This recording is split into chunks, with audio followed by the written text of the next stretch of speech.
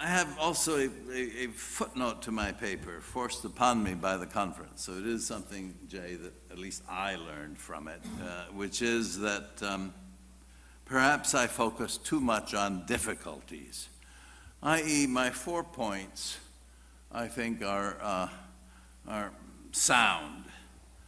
But if you add them all up together, you can sort of wind up with a sense of pessimism about how this is all too damned difficult. And I was trying to a little bit tell our Latin American and Canadian friends, the other Americas, that perhaps this is a period when they should not expect too much from the United States. Having said that, you will notice that Dan Fisk immediately corrected me, and I want to accept his correction here in the conclusion, because he said, yes, but you forgot the support the United States gave to Colombia. And if we, in our mind, think of two things, one, the fact that really ultimately, and General Ospina was sort of sweet about it, he said, not strategic things, i.e. we don't want the Americans telling us what to do on the big stuff because they're wrong and we know what we want to do. And the Americans still supported them, okay? And then the Americans did come through, finally, on taking a full balanced approach to Colombia, because we did finally adopt the free trade area, so that the U.S. support for Colombia turned out to be balanced and to cover the non-military as well as the military side. So in a sense, those of us who, being intellectuals, like to dissent, sometimes we dissent too much. And Dan Fisk, who did say to you that he thought that the American mood was not particularly favorable to the region, nonetheless was quite right in saying that even in this bad period, there has been an opportunity in which the United States has done well. And I would say that bodes reasonably well for our response to Central America, supposing that we keep certain rules in mind. Now, let me very quickly run through a couple of things that I actually wrote down as having learned about the specific issues that we're talking about. I found that the discussion of organizations was very interesting, and for multilateral or multinational cooperation. And I am, as somebody said, totally committed to the idea that we need to use them in order to get ahead in this. I found that it was ultimately too confusing, and it gave me a reason to say something very simple. The very fact that there are organizations that have been created explicitly to exclude the United States and Canada, and somebody pointed out also that to exclude Spain and Portugal, and just create this this other Americas grouping. We don't need to be hostile about them. We don't have to worry about them. But we should not, for that reason, wring our hands and not participate and contribute actively in the organizations to which we do belong. And speaking as an American, let me say I am convinced that the United States should, and I'm not going to use the word strengthen its delegations or talk about diplomatic nice talk. What is really needed is for us to develop programs that we can put through these organizations. The United States ought to give something more to the Inter-American Defense Board to do and to manage, the way it has its support to the Inter-American Defense College, which is a marvelous institution, which has improved greatly under its last two commandants, and which I think is an institution that we seriously need to continue, and if anything, strengthen rather than cut back or abandon. I also think that the United States should think actively in terms of supporting SICA. Ambassador Villagrán this morning, I think, made a reasonably convincing case. It's an argument that I tried to lay out before you. It is, as I said, something that the Kissinger Commission had come to a conclusion on already in the bad days of the Central American Wars. But the fact is that it is easier for small countries to accept assistance and cooperation and relationships when they're doing it together and can't be accused of either selling out on one at a time or doing it in an unprincipled fashion. Collective action, multinational responses to crises are inevitably very good, and I think more enduring, to take Greenwood's term, even if sometimes they have to start by being modest.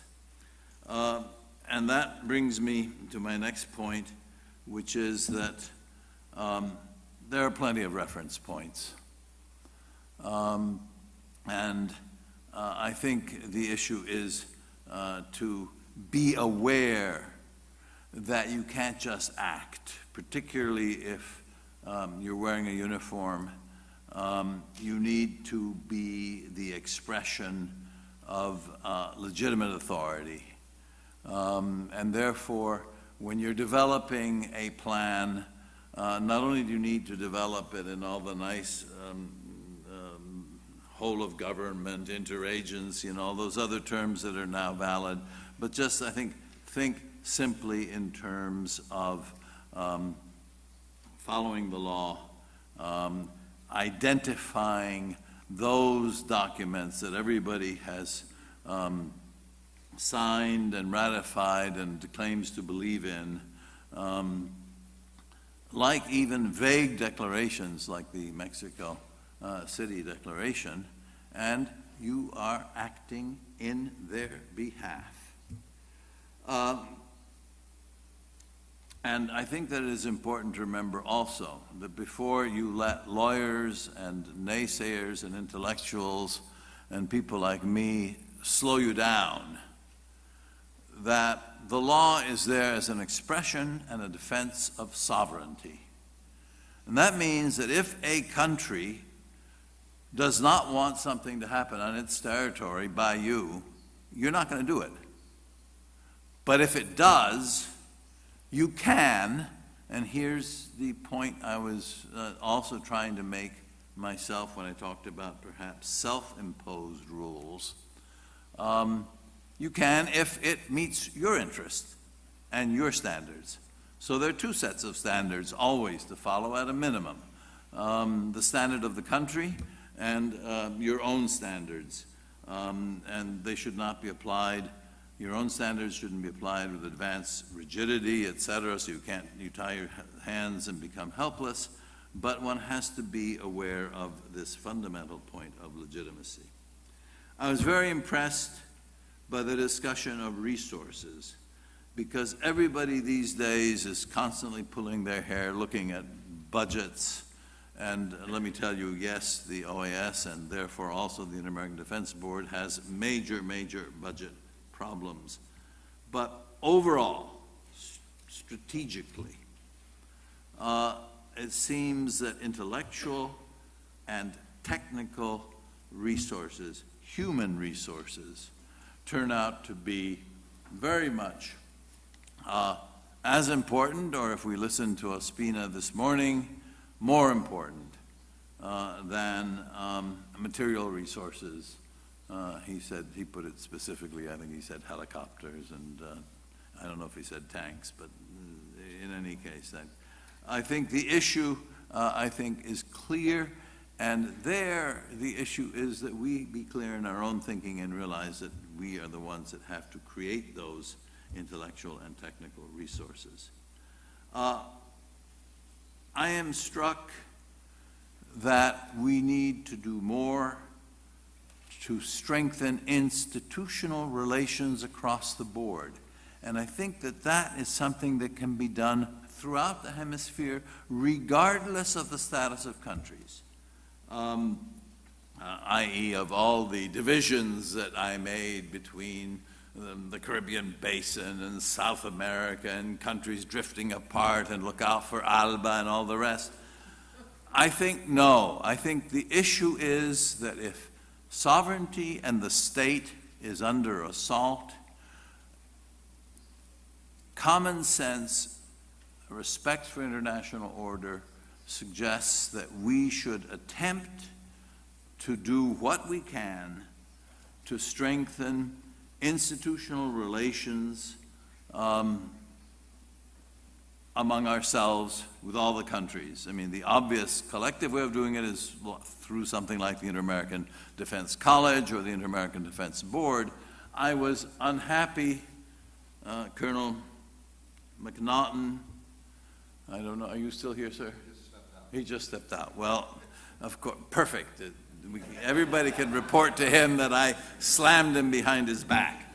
I was concerned that his category on, I don't remember what it was, but it was a category on theater security cooperation, which, if I understand the jargon, probably meant institutional relations, because the other two things that fell into that category were geographically specific or functionally specific. Well, I noticed that there are a number of countries missing in that list.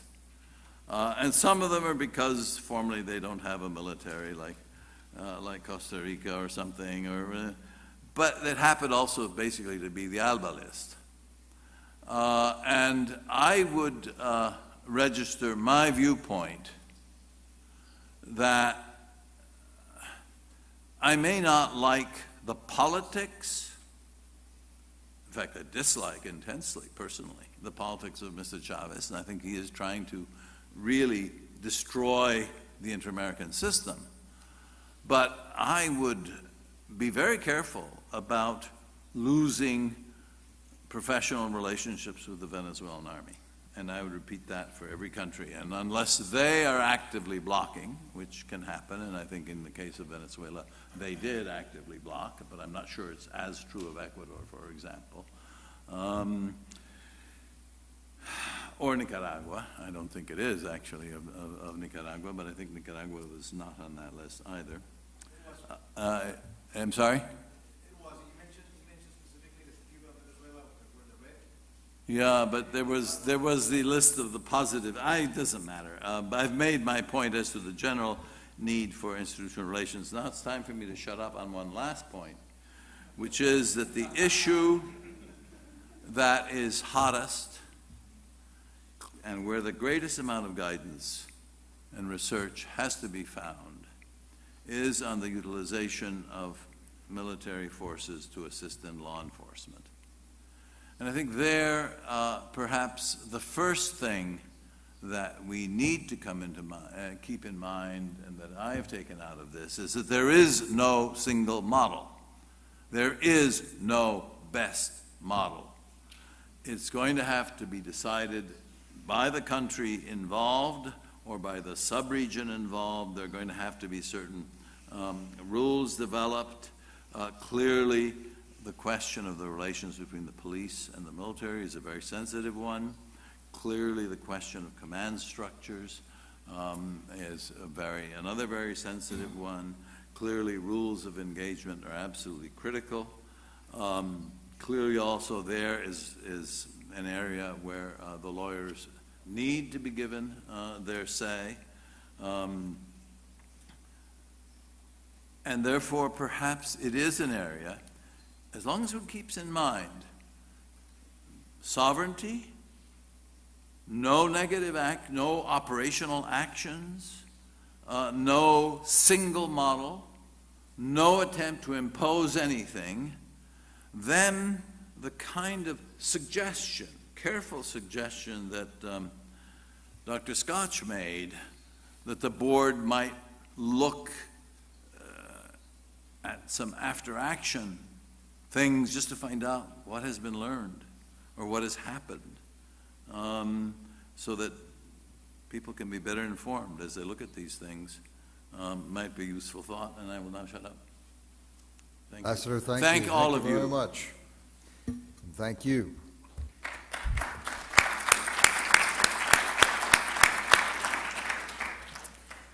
I am just going to add, I think, two things, and really they're more in the form of questions that I don't have an answer to, and I think they are questions that that need to be thought about, particularly as we look ahead to the Conference of the Ministers of Defense.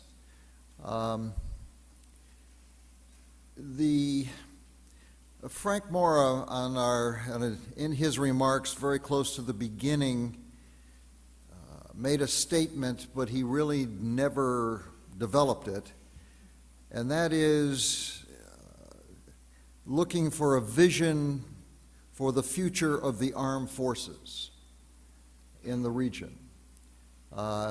He did recognize it was needed, but he dropped the idea after that and went on to something else. Toward the end of yesterday afternoon, there was an excellent question which really didn't get answered. And that comes back to Frank's point, but someone else asked, what is the role of the military going to be? Is it going to change? The police are going to come back. Those institutions may take time, 2 to 4 years.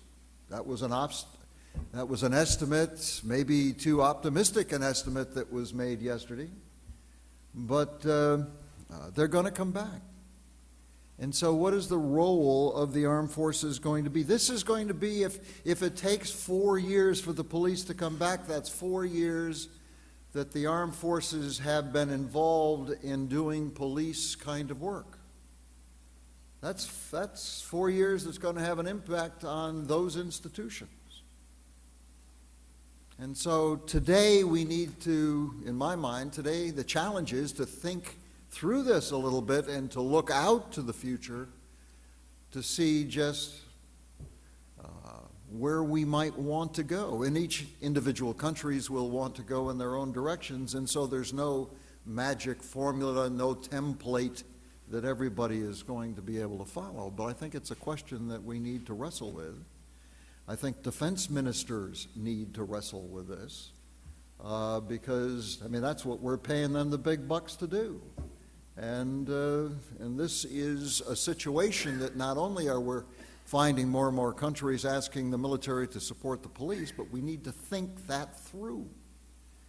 I think President Funes from El Salvador, who made the point last fall in his country saying that, look, we're at war, and this is a new kind of war, and we've got to think about our doctrine for doing this, and we've got to think about the structure of the armed forces and the police to do this. I think he's right on. And which is one of the reasons why I'm rather intrigued by the whole idea of a constabulary.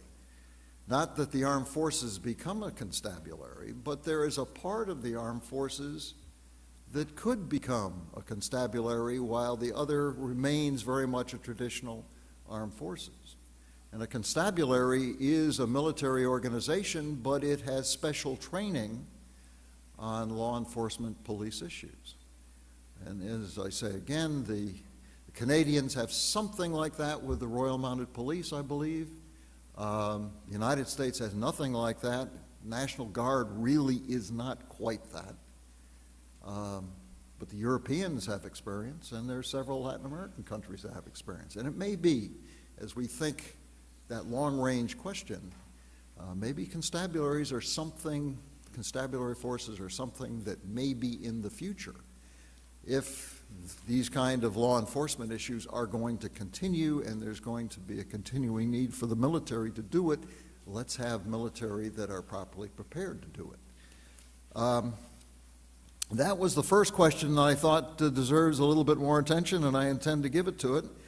But and the second was a question that came up today, and that is how to implement these complex concepts like multidimensional security. I think that's an excellent question. We have adopted the word, and clearly the Declaration shows the complexity, and it was a word that sort of caught the imagination of the member states of the OAS at the time. They could agree on that because it was pretty vague. But what does it really mean? And I think that's a second issue that I think we need to take on, to really come to grips with some of the concepts that we are now talking about. But I'm not sure. And the question, someone made the point about cooperation. Do we really understand its definition? I think Margaret did. And that's a very good point. That's another word we need to make sure we understand what we're talking about. Okay. Enough from the platform. Let's go to you, and we'll start with our Canadian friend and panelist and paper writer, Hal Claypack. Your observations are, what strikes you? Moving around the hemisphere a fair bit in my retired days, I am very saddened frequently by people looking too much towards the past in the region and not noticing something that's happened, and that is that the United States has changed as well as Latin America having changed. This government, the armed forces, State Department, have changed in their attitudes towards the hemisphere in ways that I think are overwhelmingly positive, and this hasn't been taken aboard for all kinds of reasons. And so that when this year you talked about rethinking, I think we believe it. Everyone believes this really is, not only because of the two people who are actually chairing this and organizing it, but there's clearly, from the discussion that's occurred here in these 2 days, something very different going on, and that can only be to the good.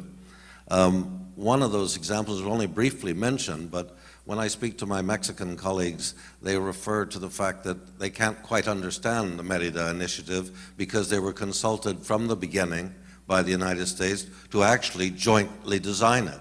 Really, something which is not a very frequent Latin American experience, and I think underscores what I'm trying to suggest, and something that both of the people who are organizing it have referred to, just the mentioning of Europe, just the idea that a historic moment has occurred when the United States suggests that more European experience, activity in the Americas to ensure inter-American security is a good thing. And it certainly does exactly what Luigi Einaudi suggested it does. It adds multilateral legitimacy and reduces asymmetries. Surely the two things that are hardest to get in inter-American defense and security cooperation above all. And so I think we really should look a great deal more carefully at what they can do. Certainly as a Canadian, that there's nothing that makes it easier for Canada to sell our kind of activity in the hemisphere than finding that both mother countries and somebody you can never accuse of anything naughty, the Dutch, are playing. How could it possibly be a bad thing? The Mexican dimension, which has come up over and over again, this is a tremendous step, really unparalleled even in the Second World War, and a message to all of us. One of the things also that strikes me is, coming back to my word, dynamism, not my word, but a word that I suggested we really need to reinsert, and which I take Ambassador Einaudi's point absolutely, that don't look to the United States for too much at the present moment. And yet at the same time, if one is going to play in all those other institutions where we are invited to, and one wants them to be relevant and not just be there, then of course there has to be some dynamism inserted in it to appeal to players that might be in there with us. I was very encouraged, and I would finish on a positive note, because I do believe in the hemispheric ideal, despite the fact I think if we don't look back to understand where we are, we won't get it right in responding to keeping it alive. But at the Army Conference, Commanders Conference in October in Lima, as Colonel McNaughton was referring to that process, when the question, rather shocking question to many in the room, particularly our friends in the Southern Cone East, when the question was raised about what kind of action we should be taking as armies in terms of support for essentially police activities, it was not Central America that had to appeal.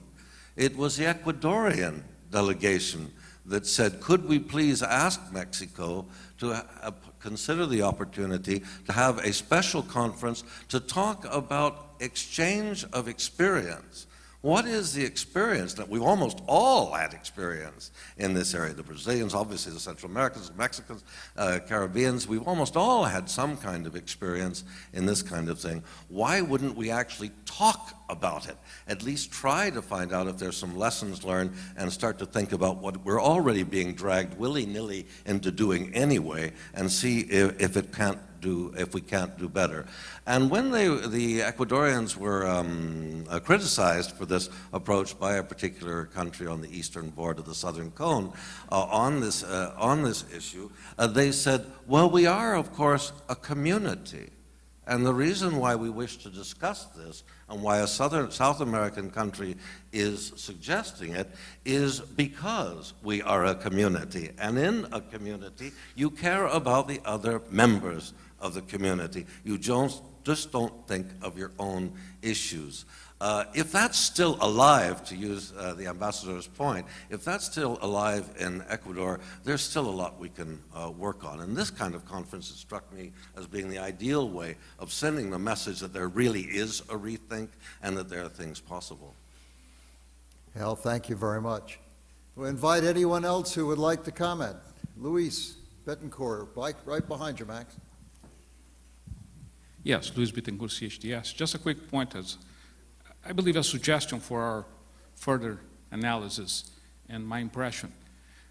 15 colloquiums ago, I articulate the idea of the condominium of the Americas, just to express that when we do those things like we go to a condominium meeting, there's nothing more boring than a condominium meeting. I'm not talking about our meeting here, but when you try to articulate cooperative issues and then apparently nothing happened. And we have all those discussions. And then I was thinking in those days about the end of the Cold War, and then we were trying to think about new security model for the region in the absence of that common threat. And this proved to be quite impossible. We have been discussing those things for 15 years. In my view, we, particularly in the academic community, because we have more freedom to discuss things, I think we are perhaps missing a point here, which was mentioned by Luigi in the beginning. I think Margaret mentioned a little bit of that, but it seems that we could articulate it better. And the question would be the following. If cooperation is such a good thing that we all agree to, why is that so many countries are reluctant to embrace it? Let's make the question why. And I think we should go a little bit deeper in trying to find the rationale for why some countries are so reluctant, why they see cooperation as not so good thing as we see. It seems to be such an evident, obvious thing. My sensation is that if we do understand the rationale of those individual actors towards cooperation, we could do a really good contribution for the next colloquium. Luis, thank you very much. In the back,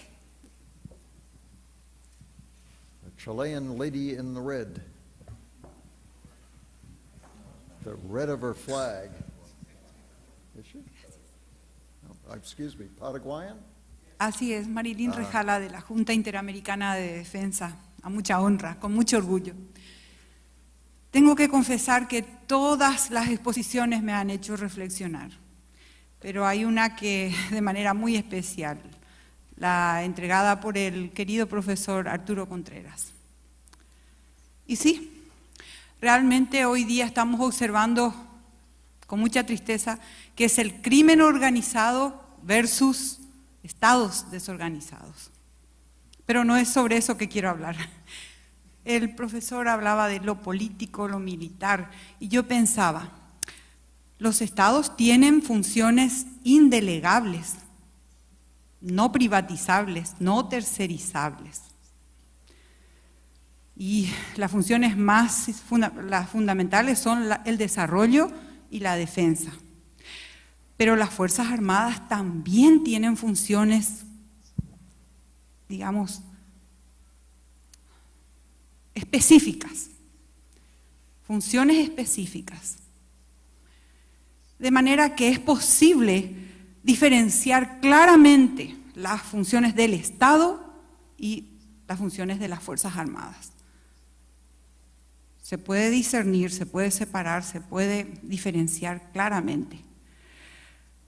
Pero lamentablemente, o sea, la historia nos enseña que lamentablemente, no digo las Fuerzas Armadas, señores, no, mi más profundo respeto a las Fuerzas Armadas de todos los estados.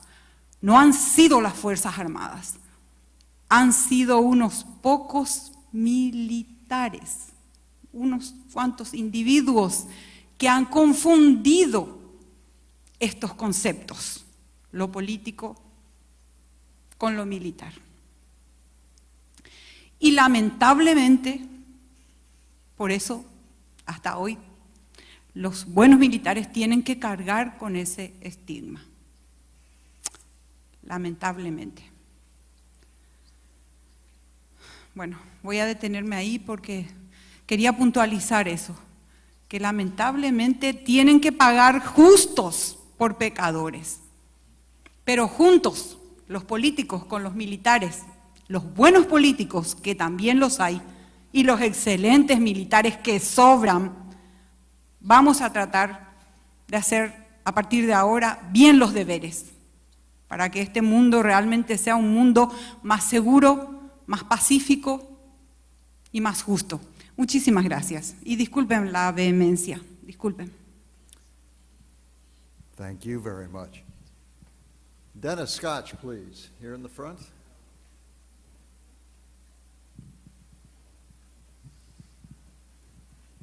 Yes, Margaret.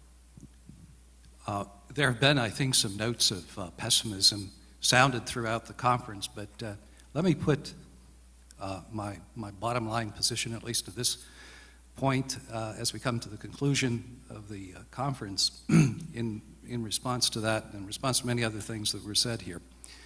And let me put it provocatively, with some exaggeration perhaps, and that is that never before has there been such an opportunity for partnership in the hemisphere. If we take a certain kind of functional equality, not just juridical equality, but functional equality among the potential partners as being the criterion for good partnership, effective partnership, then we see in the growth of some countries, and I can mention just a few off the top of my head: Brazil, Chile, Colombia, which is coming out of a very dark period, looking pretty good. Things aren't perfect in any country.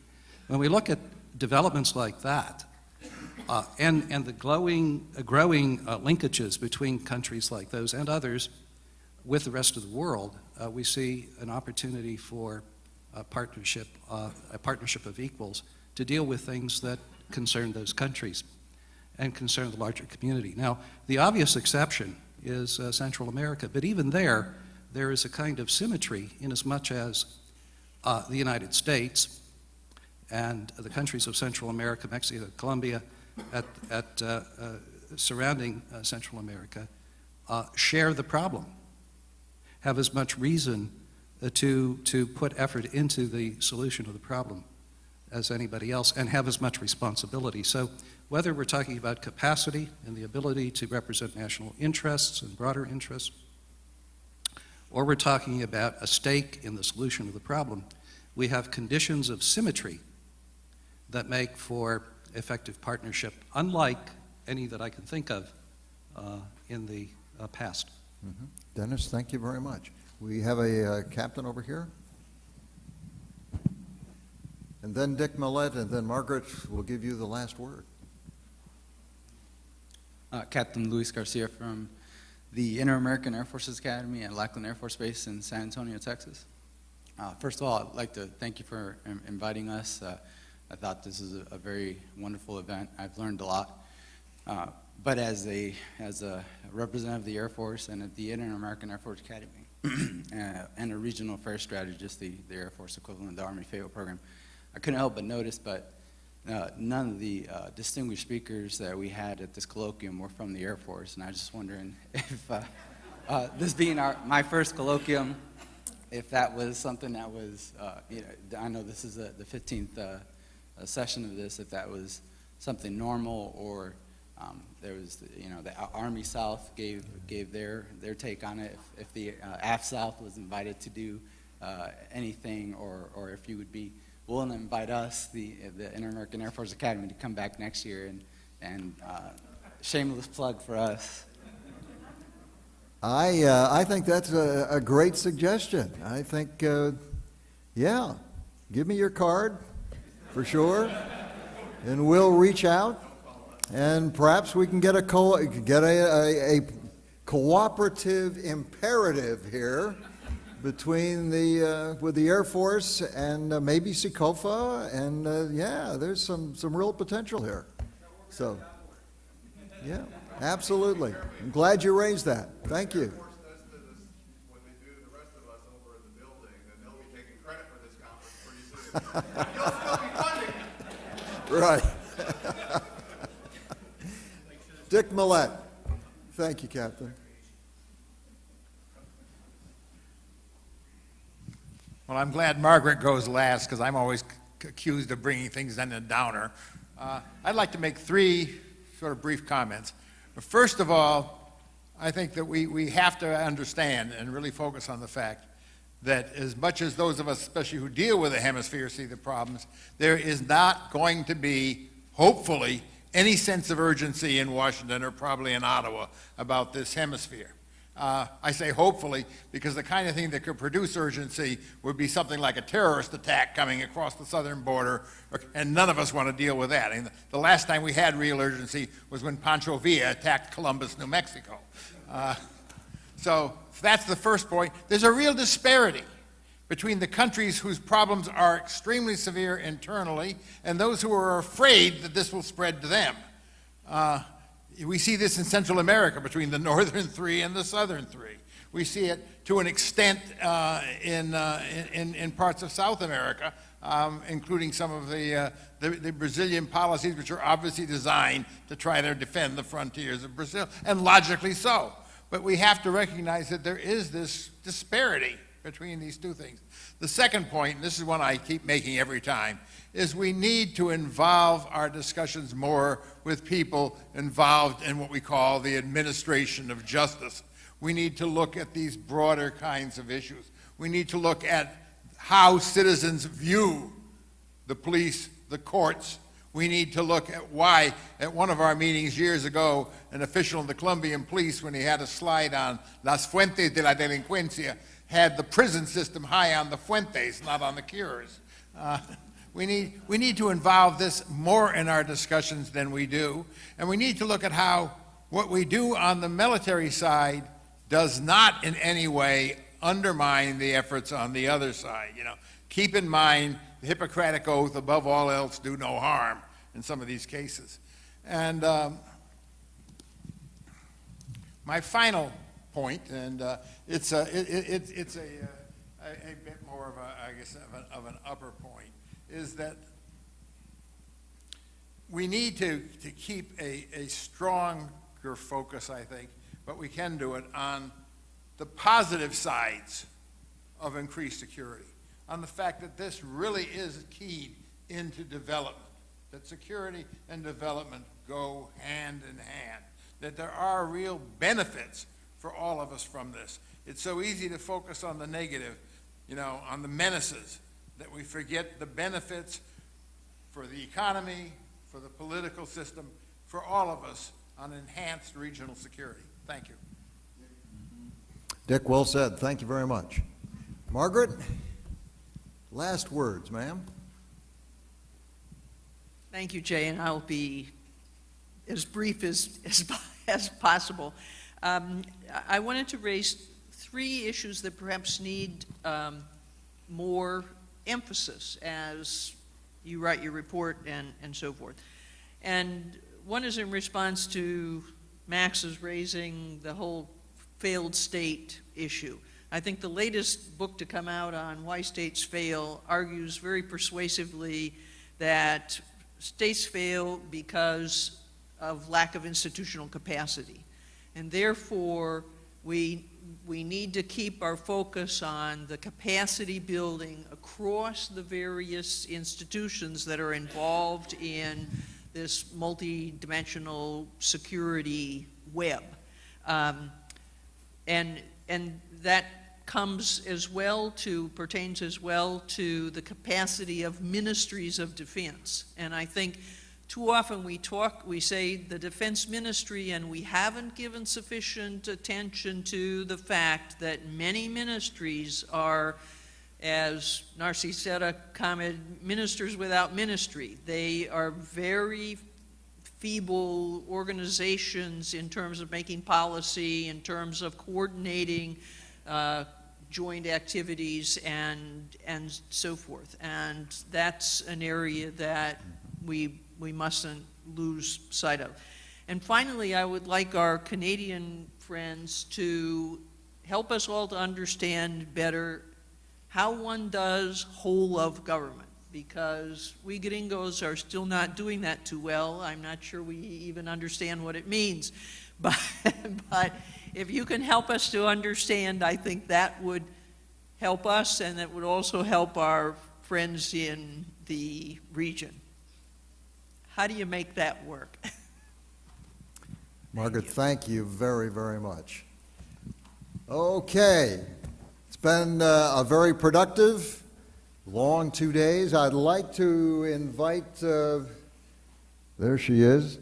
I'd like to invite Eva Baker and my 2 rapporteurs that are sitting back there. Would you please stand up? They have been invaluable in putting this all together. And they will continue to be, as if there are questions that come up, information that we'll be sending to you about publications, CDs, what have you. However, we're going to get this out to you so you've got everything, and be very involved in the study. Would like to thank you for your participation. You have been a great audience, and we look forward to the 16th Western Hemisphere Security Colloquium next year. Thank you all very much.